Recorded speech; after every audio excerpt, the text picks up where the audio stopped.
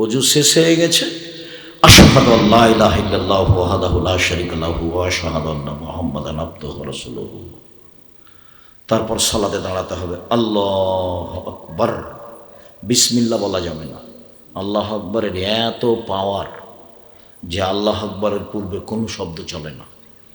আল্লাহ আকবর নামাইতো চলে না, বিসমিল্লাহ চলে না, পরিকল্পনা চলে না, কোনো কিছু চলে না।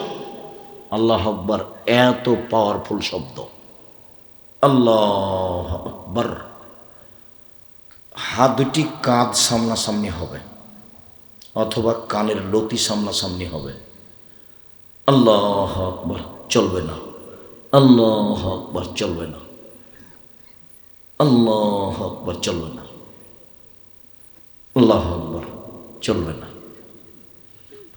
আল্লাহ আকবর চলবে না, আল্লাহ আকবর চলবে না, আল্লাহ আকবর।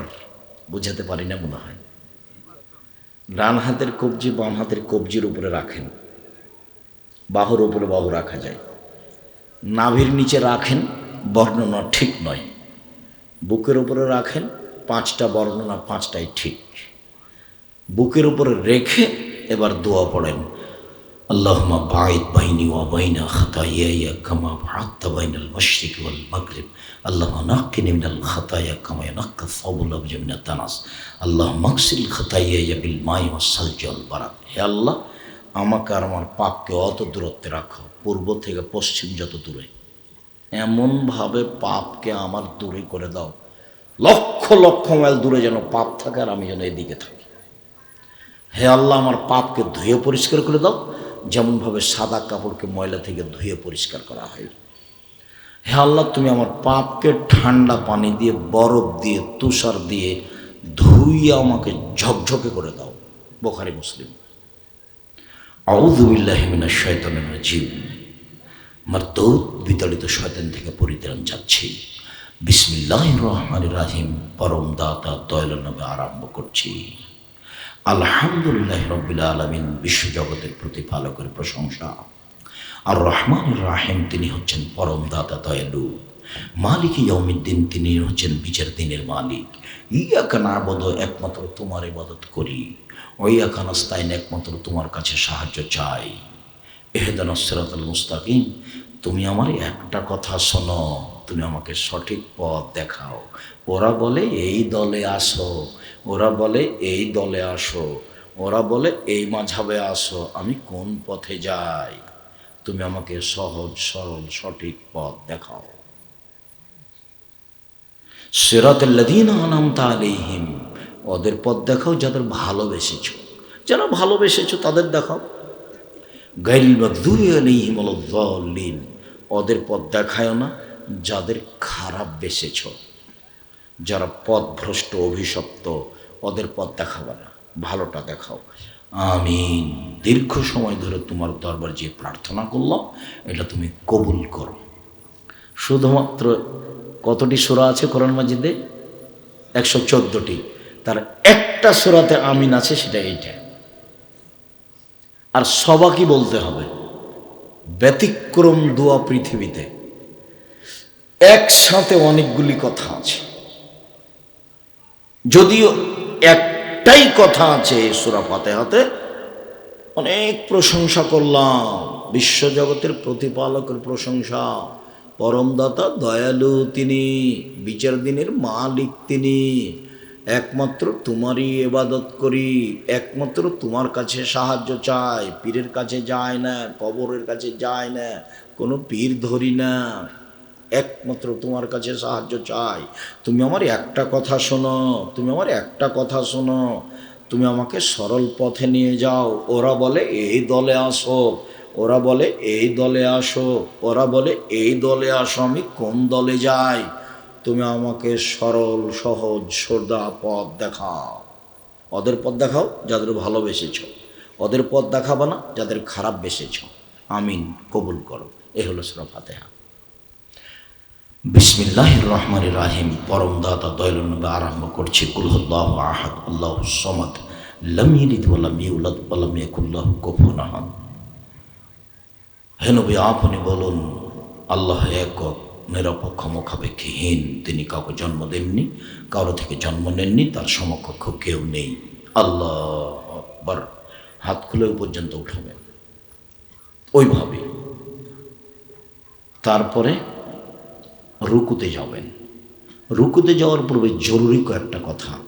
হাত দুটি একবারে সোজা হয়ে থাকবে, টান টান, আঙ্গুলগুলি খোলা খোলা থাকবে, হাঁটু ভালো করে চেপে ধরে থাকবেন, কোমর থেকে সামনের ওজন হাতের উপরে থাকবে, মাথা উঁচুও হবে না নিচেও হবে না। একাধিক সহিহ হাদিস।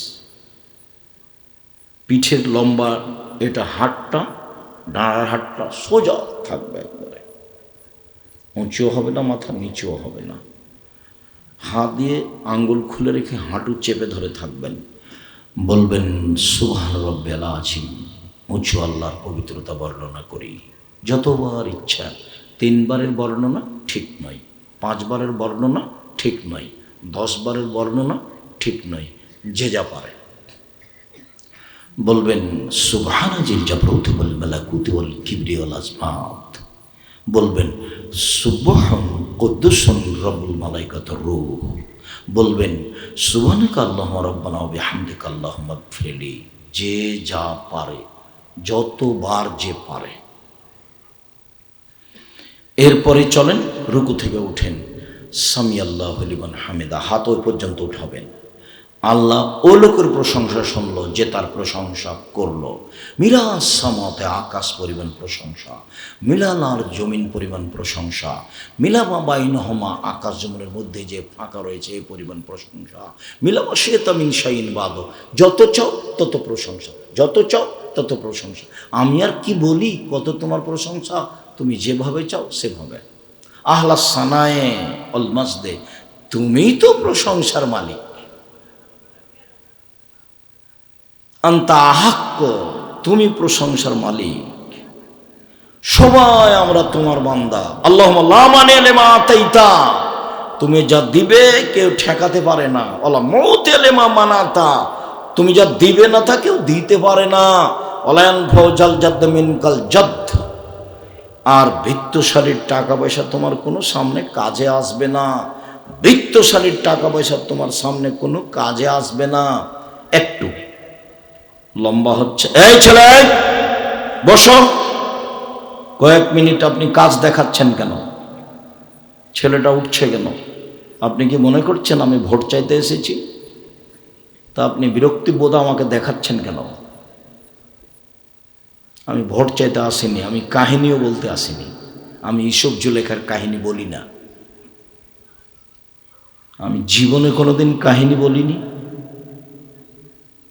সম্মানিত দিনী ভাই বোন, বলছিলাম যে আপনি, আল্লাহ রসুল বলছেন যে আল্লাহর নবী রুকু থেকে উঠে দাঁড়িয়ে আছেন, তো সিজদায় যাচ্ছে না।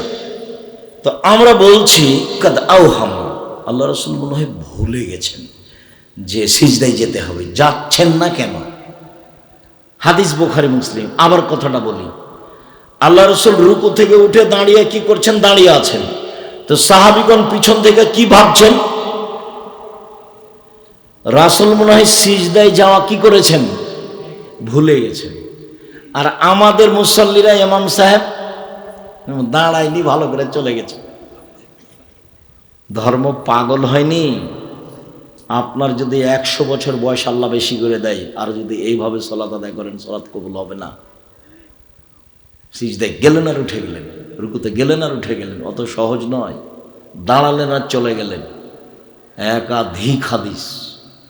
সাহাবীগণ রুকু থেকে উঠে রাসূল দাঁড়িয়ে আছেন, তো সাহাবীগণ বলছেন কি ব্যাপার, আল্লাহ রসুল কি সিজদায় যাবেন না নাকি? বুখারী মুসলিমের হাদিস।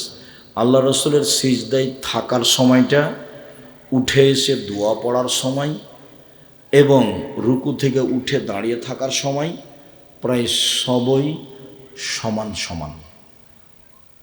আবার বলি, সিজদাতে গিয়ে থাকার সময়, সিজদা থেকে উঠে বসে থাকার সময়, রুকু থেকে উঠে দাঁড়িয়ে থাকার সময় প্রায় সবটুকুই সমান সমান।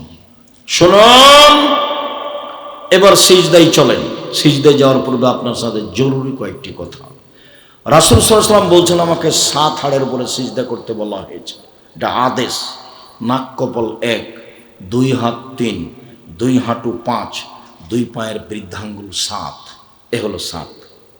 সিজদার সময় পা উঠাতে পাবেন না, গাও হাত চুলকাতে পাবেন না। যদি চুলকাতে হয় তাহলে সিজদা থেকে উঠে এসে চুলকাবেন।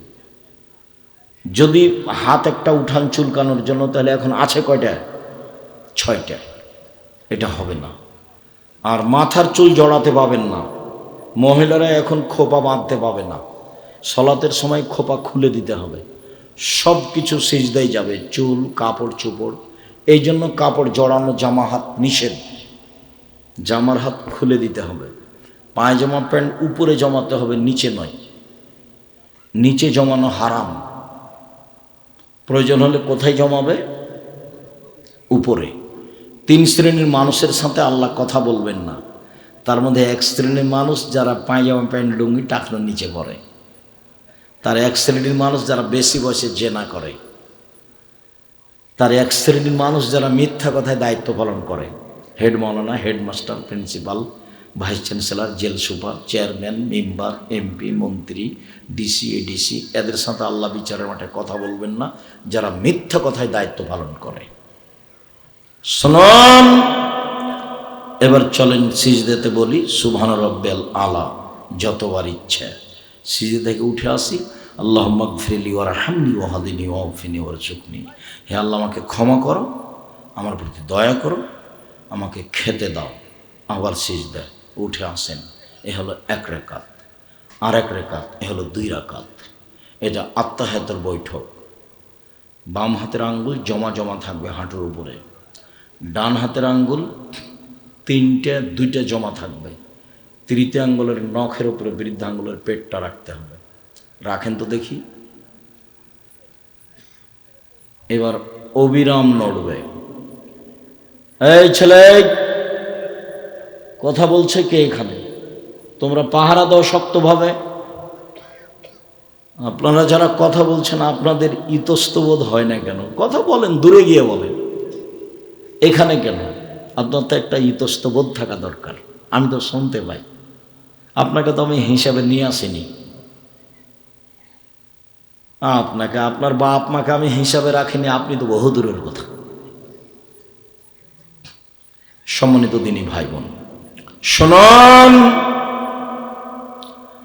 বাম পায়ের পাতার উপরে বসে থাকবেন। ডান পা খাড় করে রাখতে হবে, আঙ্গুলটা কেবলামুখী থাকবে।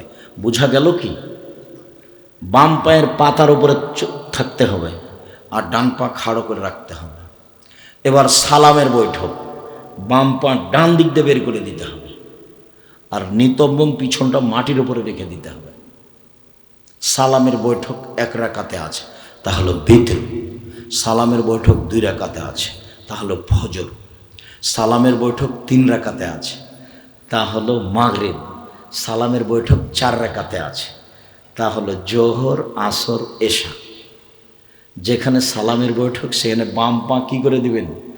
ডান দিক দিয়ে বের করে দিবেন। পিছনটা কোথায় রাখবেন? মাটির উপরে। আমরা যে শুনেছি, আমার দিনী বোনেরা যখন সিজদা দিবে, চাঁপাইনবাবগঞ্জে বলছে, বুবু যখন সিজদায় যাবা বুবু, তখন এমনভাবে মাটিতে পড়ে যাবা বুবু, হাতি যেমন মাটিতে পড়ে যায় তেমন একবার মাটিতে পড়ে গিয়ে সিজদা করিও বুবু। বুককে উরুর সাথে লাগিয়ে চেপে চুপে, একেবারে চেপে সিজদা করিও বুবু, নইলে স্তন ঝুলন্ত থাকবে বুবু, পর্দার ব্যাঘাত ঘটবে। বুবুর সব কথাই নাকি বুখারীতে আছে। চাঁপাইনবাবগঞ্জ জেলার মহিলা বৈঠকের কথা। বুবু নামাজে যখন দাঁড়াবা বুবু, তখন 2 পায়ের গোড়ালিকে জমা করে নিও। কেন? 2 পায়ের গোড়ালি যদি ফাঁকা রাখো বুবু, তাহলে লজ্জা স্থানের যোগাযোগ বুবু মাটির সাথে হবে, মাটি অভিশাপ করবে। বুবুর সব কথাই নাকি বুখারীতে আছে। মিথ্যা কথা। মহিলা পুরুষ দাঁড়াবে, তার শরীরের ভারসাম্য বজায় রেখে 2 পায়ের মাঝে যতটুকু ফাঁকা লাগবে। মহিলাকে ল্যাঙ্গট পড়তে হবে, ভুল কথা। জিন্দিগিতে এইসব কথা প্রমাণ করা যাবে না। যা 2-1টা হাদিস আছে, সেগুলো জাল বানানো। পুরুষ যেভাবে সালাত আদায় করবে মহিলাকেও সেভাবে সালাত আদায় করতে হবে, বাধ্য। চাঁপাই নবাবের ভাষা তো ও তো পড়বার বাপকে পড়তে হবে। রাসূলের যা পুরুষের যা নারীরও তাই, এতটুক যে নারী এমাম সামনে যেতে পাবে না, লাইনেই থাকবে। নারী এমামের ভুল হলে এভাবে সতর্ক করবে, আর পুরুষ ইমামের ভুল হলে সুবহানাল্লাহ। এছাড়া কোনো পার্থক্য নেই। জোর করে ধর্ম মেনে কোনো লাভ নেই। আর নিজেকে একটা কিছু খাড়ো করে মনে করবেন কিছু, এটা নয়, ভুল হিসাব। সম্মানিত দিনী ভাই বোন, আত্তাহিয়াতু লিল্লাহি ওয়াসসালাওয়াতু ওয়াত-তাইয়্যিবাতু ওয়াসসালামু আলাইকা আইয়ুহান নাবিয়্যু ওয়া রাহমাতুল্লাহ, আশহাদু আল্লা ইলাহা ইল্লাল্লাহ ওয়া আশহাদু আন্না মুহাম্মাদার রাসূলুল্লাহ। দুরূদ, দোয়ায়ে মাসুরা। আল্লাহুম্মা ইন্নী যালামতু নাফসি যুলমান কাসীরা ফাগফিরলি মাগফিরাতাম মিন ইনদিকা ওয়ারহামনি ইন্নাকা আনতাল গাফুরুর রহিম। তুমি আল্লাহ ক্ষমা করো, তোমার কাছে ক্ষমা চাচ্ছি, তুমি আমার প্রতি দয়া করো। তুমি ক্ষমা না করলে, তুমি দয়া না করলে কে আমাকে ক্ষমা করবে? আল্লাহুম্মা ইন্নী আউযু বিকা মিন আযাবি জাহান্নাম, তোমার কাছে জাহান্নামের শাস্তি থেকে বাঁচতে চাচ্ছি। ওয়াউযু বিকা মিন আযাবিল কবর, তোমার কাছে কবরের শাস্তি থেকে বাঁচতে চাচ্ছি। ওয়াউযু বিকা মিন ফিতনাতিল মাসীহিদ দাজ্জাল, তোমার কাছে দাজ্জালের ফিতনা থেকে বাঁচতে চাচ্ছি। ওয়াউযু বিকা মিনাল মাহয়ি ওয়াল মামাত, তোমার কাছে বাঁচতে চাচ্ছি ইহকালের বিপদ, পরকালের বিপদ। আল্লাহুম্মা আউযু বিকা মিনাল মাকসামি ওয়াল মাগরাম, তুমি আমাকে রক্ষা করো বড় পাপ হতে, ঋণ কর্য হতে। তুমি আমাকে বাঁচাও বড় পাপ হতে, ঋণ কর্য হতে। ব্যাংকে লোন নিয়ে ব্যবসা করতে আমি রাজি নই।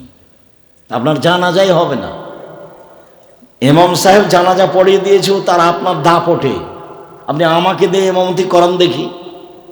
কালকে বললেন আব্দুর রাজ্জাক সাহেব, আমার ব্যাংকে 50,000 টাকা, 5 লাখ টাকা, 50 টাকা লোন আছে, আপনার প্রতিষ্ঠানে আমি 5 কোটি টাকা দিব, আপনি আমার জানাজা পড়িয়ে দিয়ে।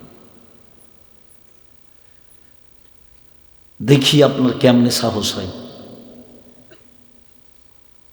মহল্লা সাহেব পেয়েছেন আপনি, এসে বলছে যে হুজুর আমার বাপের 3 ওয়াক্ত নামাজ কাজা হয়েছে। আচ্ছা আচ্ছা, ঠিক আছে ঠিক আছে। 1 ওয়াক্ত সমান 500, 2 ওয়াক্ত সমান 1000, 3 ওয়াক্তে 1500, 1,500 টাকা দাও, কাফারা হয়ে যাবে, আমি জানাজা করে দিচ্ছি। নামাজের কাফারা নেই, ভুল হিসাব। উমরি কাজা নেই। বলছে যে ছোটকালে কত নামাজে ছুটেছে। একজন বড় ডাক্তার আসরের পরে, মাগরিবের পরে সালাত আদায় করছে। আমি তার কাছে গেছি চিকিৎসার ব্যাপারে, তো অনেক সালাত আদায় করছে। বলছি ভাইজান কি করছিলেন? তখন বলছেন আর বলেন না, ছাত্র জীবনে অনেক নামাজ ছুটে গেছে তো সেই জন্য উমরি কাজা করছি। ইন্না লিল্লাহি ওয়া ইন্না ইলাইহি রাজিউন। কয় রাকাত ছুটেছে, কয় রাকাত পড়বেন? কয়েক তো ছুটেছে, কয়েক তো পড়বেন। ধর্ম কি পাগল হয়ে গেছে?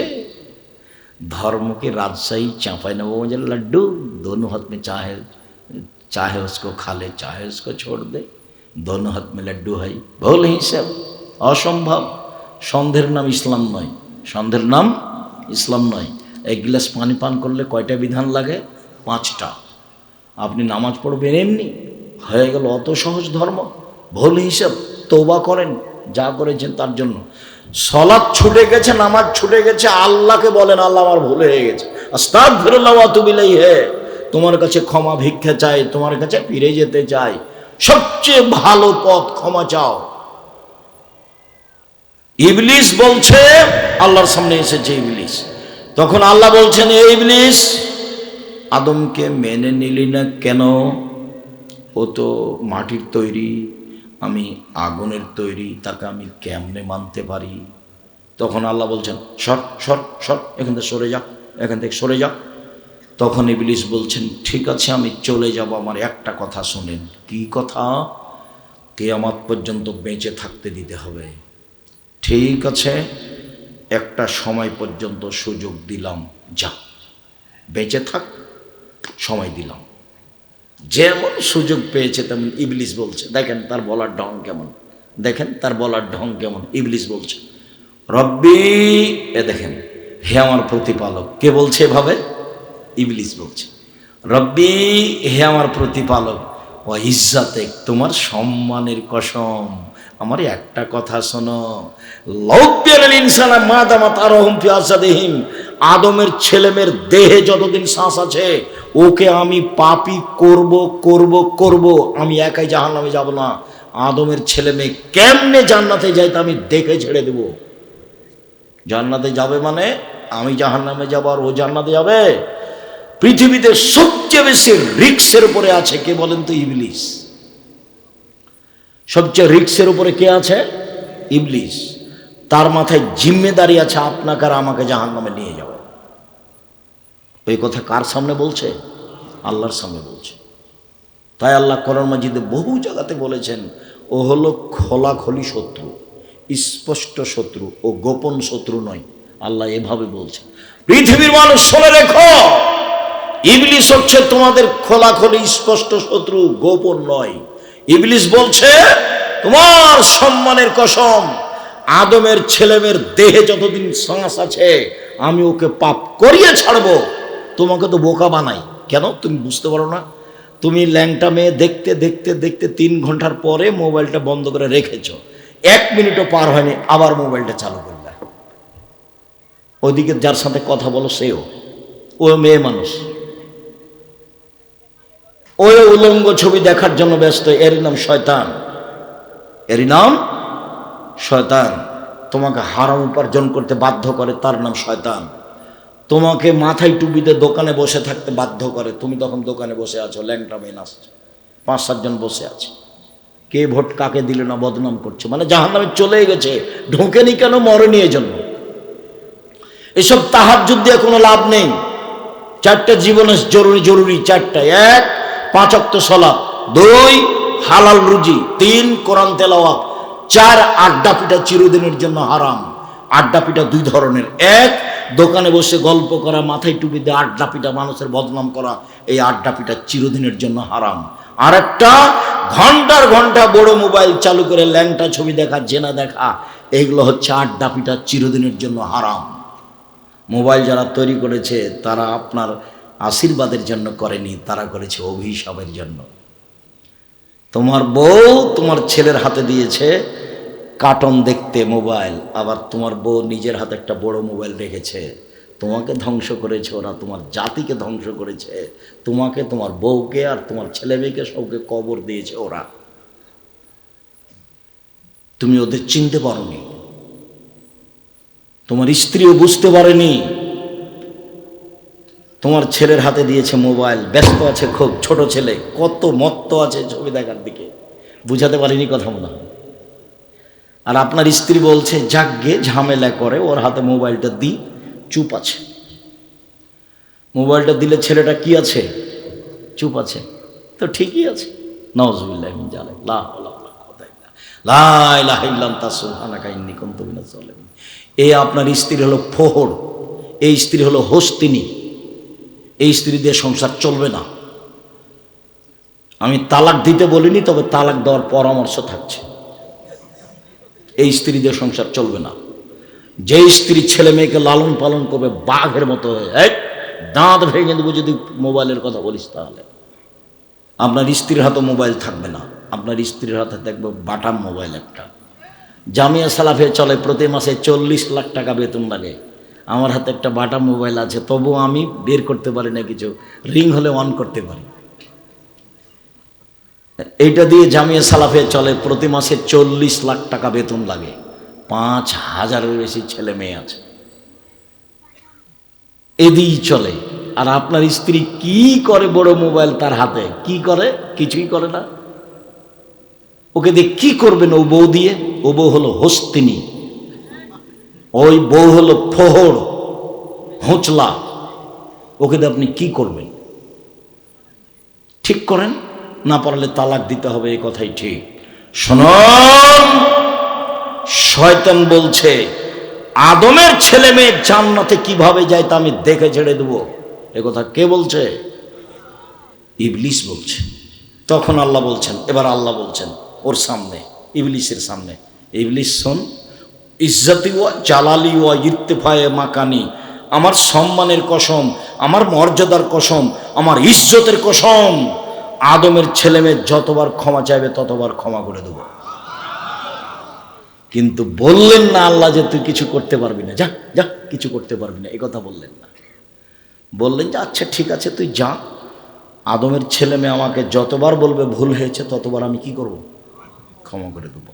মা দাওতানি ওরা যাওতানি, আদমের ছেলে মেয়ে তুমি যেভাবে ডাকো আমি সেভাবে থাকি, যেভাবে আশা পোষণ করো সেভাবে পূর্ণ করে থাকি। আদমের ছেলে মেয়ে শোনো, পৃথিবীর মানুষ, তোমরা যেভাবে ডাকো আমি সেভাবে থাকি, যেভাবে আশা পোষণ করো সেভাবে আমি পূর্ণ করে থাকি। আমি পরোয়া করি না তুমি কত বড় পাপী, ক্ষমা চাইলে ক্ষমা করে দিই। আমি পরোয়া করি না তুমি কত বড় পাপী, ক্ষমা চাইলে আমি ক্ষমা করে দিই। আদমের ছেলে মেয়ে তুমি যেভাবে ডাকো আমি সেভাবে থাকি, যেভাবে আশা পোষণ করো সেভাবে আমি পূর্ণ করে থাকি। ইনি আল্লাহ আপনার বলার অপেক্ষায় আছেন। সম্মানিত দিনী ভাই বোন, আসসালামু আলাইকুম রহমতুল্লাহ, আসসালামু আলাইকুম রহমতুল্লাহ। এরপরে জিকির। আমি আপনাদেরকে রাসূলের পদ্ধতি অনুযায়ী চলার, আন্তরিকভাবে সালাত আদায় করার অনুরোধ জানিয়ে, ছেলে মেয়ে পরিবারের উপরে খুব শক্ত হওয়ার অনুরোধ জানিয়ে, যে কোনো মূল্যে। মা মানে ছেলে মেয়েকে বিদ্যা শিখাবে, মা মানে ছেলে মেয়েকে শিষ্টাচার শিখাবে, মা মানে ছেলে মেয়েকে সাজগোজ পরিপাটি করে রাখবে, মা মানে ছেলে মেয়ের উপরে পাহারা দিবে। মা কি করবে? পাহারা দিবে। মায়ের কাজ কি? পাহারা দেওয়া।